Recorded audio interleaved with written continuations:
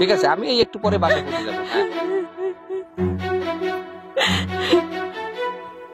খালা, আপনি রহমনগো বাড়িতে কাজ করেন না? ও স্যার, আপনি কাঁদতেছেন কেন, কি সমস্যা? কালকে আপনাকে বাড়িতে গেছিলাম, আপনার বউয়ের কাছে 10,000 টাকা দিয়েছিলাম, কইছিলাম আমার গ্রামের বাড়িতে পাঠাতো। আমার স্বামীটা অনেক অসুস্থ, আজকে গিয়ে খবর নিয়ে দেই ব্যাংকে টাকা যায় নাই। আপনার বউর কাছে আইছিলাম, আপনার বউ পুরো অস্বীকার করে, আমি বলে কোনো টাকাই দেই নাই, আমার বলে চিনেই নাই।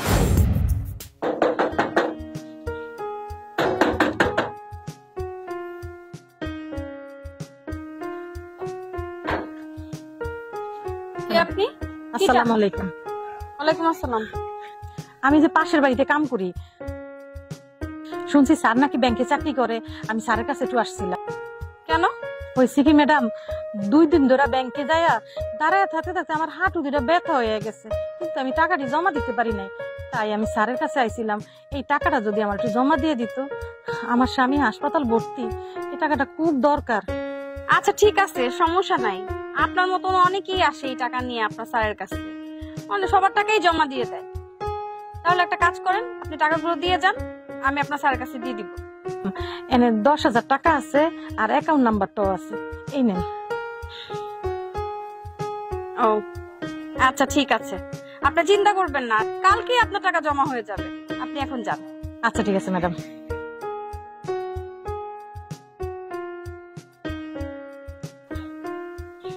পাইছি কতগুলা টাকা।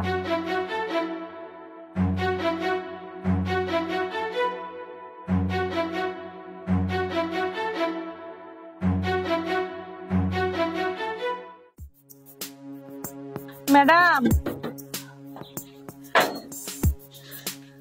কি আপনি? আমি পাশের বাড়িতে কাম করি, কালকে জানেন এই টাকাটা দিয়ে গেলাম, এই টাকাটা তাই অন্য গিয়ে পৌঁছায় নাই ম্যাডাম। এই আপনাকে তো জীবন আমি দেখিই নাই। টাকা? কিসের টাকা কথা বলছেন আপনি? কেন ম্যাডাম, কালকে না আপনার টাকা দিয়ে গেলাম, এখন আপনি আমার চিনতেছেন না, কি কোন ম্যাডাম? আরে আমি কোত্থেকে আপনার টাকা দিব? আপনাকে আমি চিনতে পারছি না। আপনি কে? আমার কাছে এসে টাকা চাইছেন?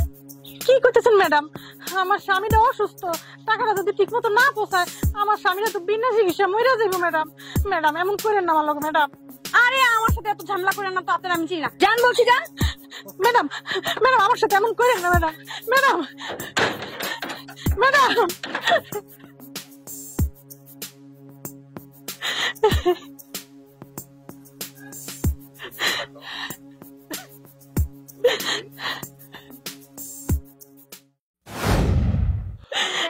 আচ্ছা খালা, আপনি চিন্তা করেন না, আপনি যদি টাকা দিয়ে থাকেন টাকা পাবেন, আপনি কোনো চিন্তা করেন না। হ্যাঁ, আপনি কাঁদেন না। আর ও যদি টাকা না দেয় আমি আপনার টাকা দেবো, ঠিক আছে? আপনি চিন্তা করেন না। ঠিক আছে স্যার। আল্লাহ, তুমি আমার টাকাটা ব্যবস্থা করে দিও আল্লাহ। এই শোনো, তুমি কি ইলেকট্রিসিটি বিলটা দিয়েছো? Electricity bill? হ্যাঁ। তুমি কখন দিয়েছো আমাকে ইলেকট্রিসিটি বিল? কি বলছো? তোমাকে তো আমি মাসের প্রথম দিনই টাকা টুকা সব দিয়ে দিই। তুমি কি বলছো দেইনি মানে? তুমি কি উল্টাপাল্টা বলছো? আমাকে কখন তুমি ইলেকট্রিসিটি বিল দিলে বলো তো? তোমার মাথায় সমস্যা হয়েছে। আমি তো প্রত্যেক মাসের প্রথম দিনই তোমাকে আমি টাকা দিয়ে দিই। তুমি বলছো আমি টাকা দেইনি, আমার স্পষ্ট মনে আছে আমি টাকা দিয়েছি। মাথায় আমার সমস্যা হয় নাই, মাথা তোমার সমস্যা হয়েছে। তুমি ভালো করে মনে করে দেখো, কাকে না কাকে টাকা দিছো, এখন বলছো আমাকে টাকা দিছো। এই তুমি তো কখনো এমন করো না, কি হয়েছে তোমার? তুমি আমার সাথে এমন করছো কেন? আমি তোমার সাথে কেমন করছি? তুমি যদি টাকা দাও তাহলে তো আমি বলবোই তোমাকে তুমি টাকা দিয়েছো। তুমি আমাকে টাকা দাও না, আমি কি বলবো? দেখো তোমার কোথাও ভুল হচ্ছে। আমার স্পষ্ট মনে আছে আমি তোমাকে টাকা দিয়েছিলাম আর বলেছিলাম যে বিলগুলো দিয়ে আসো। আমার তুমি টাকা দাও নাই, শুধু শুধু আমাকে পেন দিও না তো।